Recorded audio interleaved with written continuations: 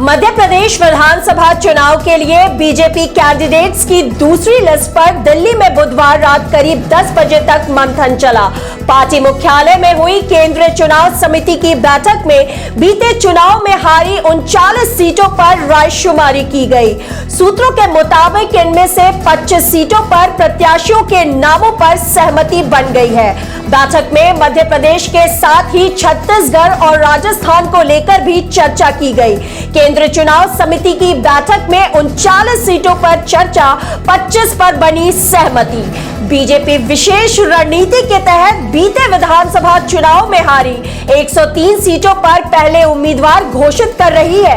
Party ने ऐसा सीटों पर 17 अगस्त को 39 उम्मीदवारों की पहली सूची जारी की थी।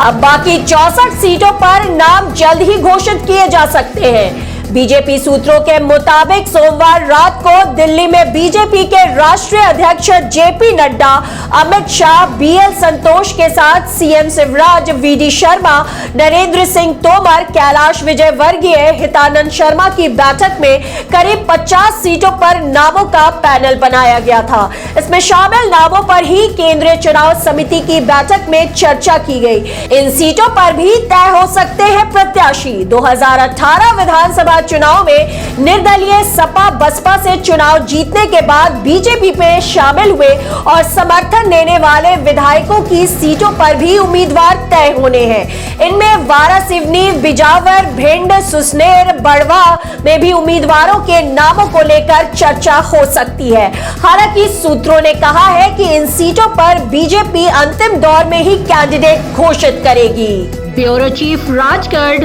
लखन सिंह राठौर की रिपोर्ट।